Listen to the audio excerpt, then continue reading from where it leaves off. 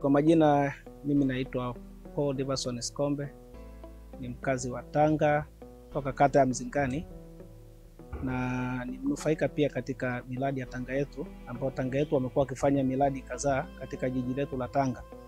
Lakini mimi nimenufaika zaidi kwenye sekta ya mifugo, kwa maana ya ufugaji wa kuku, ambapo tulipata mafunzo kwa nadharia, lakini pia tukaingia kwenye mafunzo kwa njia ya vitendo, ambapo tumenufaika katika namna mbalimbali. Lakini kabla ya kunufaika na hiyo project ya ufugaji, awali mimi nilikuwa ninafuga tu kawaida, lakini pia ninafanya huduma za kichungaji short. Lakini baada ya kupata hiyo mafunzo ya ufugaji, mimi niliweza kujiingiza moja kwa moja kwenye ufugaji rasmi.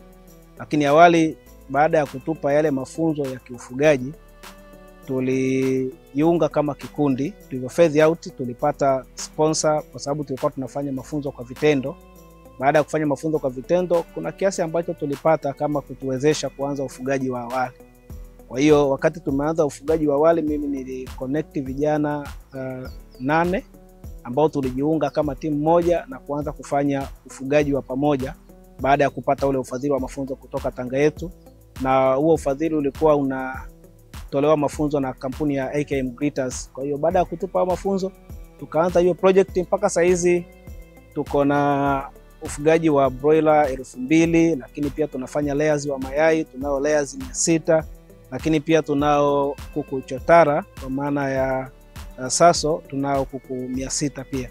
Kwa hiyo tunaendelea na hiyo project, lakini ilitokana na ufadhili wa mafunzo ya Tanga Yetu, ambao pia iko chini ya halmashauri ya jiji la Tanga. Kabla ya kupata mafunzo, kuna changamoto mbalimbali ambazo tulikuwa tunaweza kukutana nazo kwa sababu tulikuwa hatuna experience. Labda niseme mtu unafuga na hauna ujuzi, kwa hiyo kuku unakuwa uko nao tu. Wakati mwingine niseme hatukuwa na uwezo wa kufuga kibiashara. Labda unafuga tu kuku unao hapo nyumbani, wataingia, watatoka, labda utachinja, utakula, umeuza wawili watatu, umeenda kufanya kitu fulani, lakini sio kwa mlengo wa kibiashara. Kwa hiyo tulikuwa hatuna elimu ya kufanya ufugaji wa kibiashara. Kwa sababu hiyo naweza nikasema ni changamoto ya kielimu. Kwa hiyo sisi tulipopata elimu, tumepata mtaji mkubwa, kwa sababu cha kwanza ilikuwa ni hiyo elimu. Ndio ilikuwa mtaji mkubwa kwetu, ambao hiyo elimu ndio imetufungua kufanya vitu vingi zaidi. Kwa hiyo changamoto ilikuwa ni elimu, lakini changamoto ilikuwa ni ujuzi wa kuendesha. Sometimes unaweza ukakuta umechukua vifaranga kwa sababu hauna ujuzi, haujui utavilea vipi, unakuta vimekufa vyote au vimebaki viwili vitatu, so unajikuta tena umeanza upya. Kwa hiyo tulikuwa na changamoto ya kiujuzi.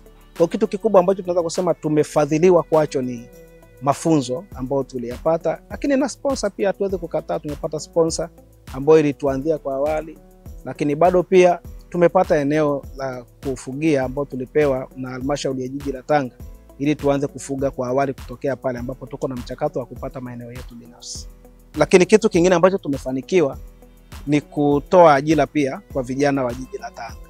Kwa sababu mpaka saa hizi tulipoanza sisi, ila bado tumefanikiwa kutoa ajira kwa vijana 3. Kwa hiyo bado tunachangia pia kwenye mchango wa serikali ambao malengo yake ni kupunguza vijana ambao hawana ajira. Kwa hiyo unaweza kusema kwamba hayo yametusaidia kwa sababu tumekuwa mchango pia wa kutoa ajira kwa vijana wengi. Katika mradi unaokuja, niseme labda phase 2 ya mradi, mapendekezo yangu mimi ingelikuwa ni kwamba mbali na kutoa tu mafunzo, vijana wangekuwa wanaingizwa kwenye project moja kwa moja, kwa maana kwamba wanaingia kwenye vitendo.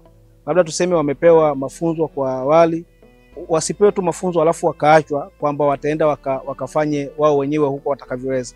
Lakini wakipewa mafunzo, lakini pia wapewe na nyenzo ambazo wataanza kuanzia kufanya miradi yao binafsi. Yaani wasipewe tu elimu na kuacha. Hiyo ndio mchango wangu mkubwa, kwa sababu wakipewa elimu na kuachwa, bado wanaenda na hawafanyi chochote.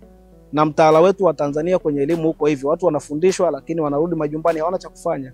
Kwa kama watakuwa ni elimu inatolewa na bado inawaingiza kwenye utendaji, kuwapa nini cha kufanya, itakuwa ni mchango mkubwa sana na itasaidia vijana wengi kufanya vitu vyenye matokeo.